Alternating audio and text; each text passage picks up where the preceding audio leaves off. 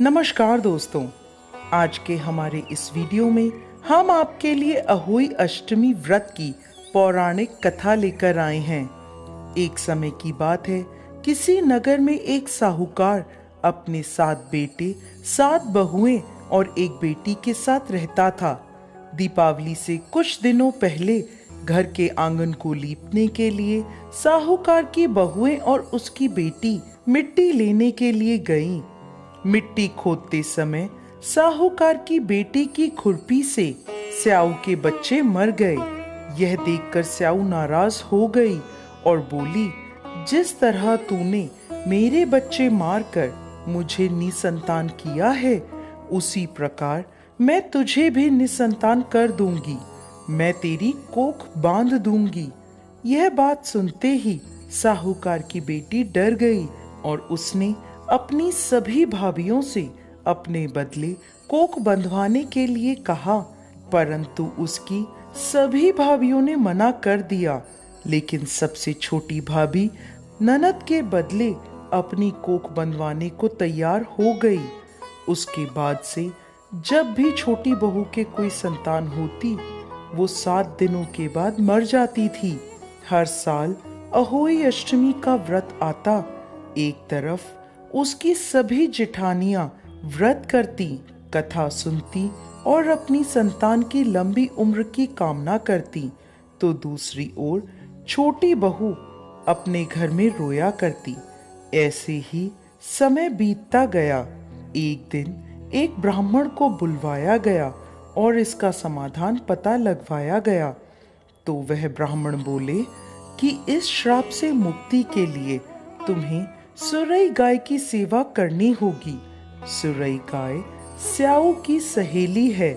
उसके कहने पर यदि स्याऊ तुम्हारी कोख छोड़ दे तो तुम्हारे बच्चे जी जाएंगे। यह सुनकर छोटी बहू ने अगले ही दिन से सुरई गाय की सेवा करना शुरू कर दिया।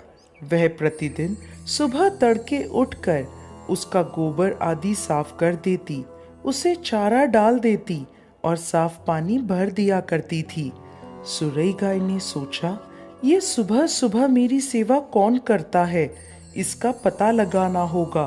अगले दिन सुरई गाय जल्दी उठ गई और देखती है कि साहूकार की सबसे छोटी बहू सारा काम कर रही है।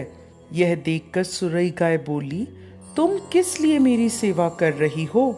तो वह बोली, माता, स्याऊ माता ने मेरी कोख बांध रखी है, जिस वजह से मेरे बच्चे नहीं जीते।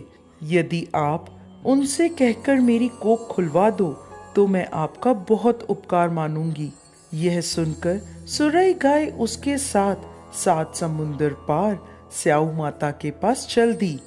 रास्ते में थक हार कर वो दोनों एक पेड़ की छांव में बैठ गए।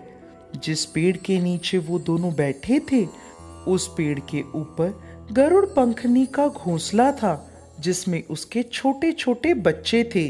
थोड़ी देर में साहूकार की छोटी बहू ने देखा कि वहां एक सांप उन बच्चों को खाने के लिए आया है। यह देखकर छोटी बहू ने उस सांप को मार डाला। जब गरुड़ पंखनी वहां आई तो उसने पेड़ के आसपास रक्त देखा, जिसे देखकर उसे लगा कि इसने मेरे बच्चों को मार दिया है। वो अपनी चोंच से साहूकार की छोटी बहू को मारने लगी। तब वह बोली, मैंने तुम्हारे बच्चों को सांप से बचाया और तुम मुझे ही मार रही हो। ये सुनकर गरुड़ पंखनी खुश हो गई और बोली, तुम जो चाहे मुझसे वर मांग लो। तब छोटी बहू बोली, बहन, 7 समुद्र पार स्याऊ माता रहती है, तुम हमें वहां तक पहुंचा दो। गरुड़ पंखनी ने उन दोनों को अपनी पीठ पर बिठाया और 7 समंदर पार स्याऊ माता तक पहुंचा दिया। स्याऊ माता सुरई गाय को देखते ही प्रसन्न हो गई और बोली, आओ बहन, बड़े दिनों में आई हो, अब आई ही हो तो मेरे बालों में से जुएं निकाल दो। तब सुरई गाय के कहने पर साहूकार की बहू ने स्याऊ माता के सिर से सारी जुएं निकाल दी। इस पर खुश होकर स्याऊ माता ने छोटी बहू को आशीर्वाद दिया कि तेरे 7 बेटे और 7 बहुएं हों। यह सुनकर छोटी बहू बोली, माता, मेरे तो एक भी संतान नहीं है। स्याऊ माता ने पूछा, ऐसा क्यों? तो वह बोली, माता, यदि आप वचन दें तो मैं इसका कारण आपको बता सकती हूँ। स्याऊ माता ने उसे वचन दे दिया। साऊ माता को वचनबद्ध करने के बाद छोटी बहू बोली, माता, मेरी कोख आपके पास बंधी है, उसे खोल दें। यह सुनते ही स्याऊ माता बोली, अरे मैं तो तेरी बातों में आकर धोखा खा गई। तूने तो मुझे ठग लिया। जा, मैं तेरी कोख खोलती हूँ। अब तू घर जा और घर जाकर अहोई माता का उद्यापन करना। 7 अहोई बनाकर 7 कढ़ाई देना। साहूकार की बहू घर लौटी तो देखती है कि उसके घर में उसके 7 बेटे और 7 बहुएं बैठे हैं।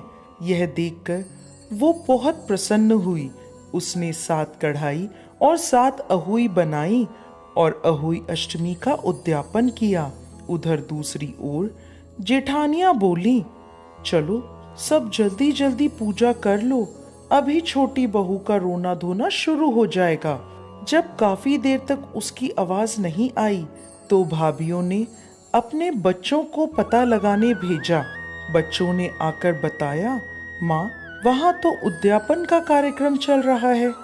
ये सुनते ही सभी जेठानियां छोटी बहू के घर पहुंची और पूछने लगी कि तुमने अपनी कोख कैसे खुलवाई।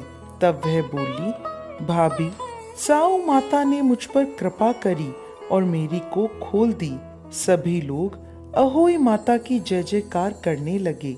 हे अहोई माता, जैसे आपने पहले साहूकार की छोटी बहू पर कोप किया वैसे किसी पर मत करना, और जैसे बाद में उस पर कृपा करी वैसे ही इस कथा को कहते, सुनते और हुंकार भरते सब पर कृपा करना। कथा अधूरी हो तो पूरी करना और पूरी हो तो मान करना। जय अहोई माता।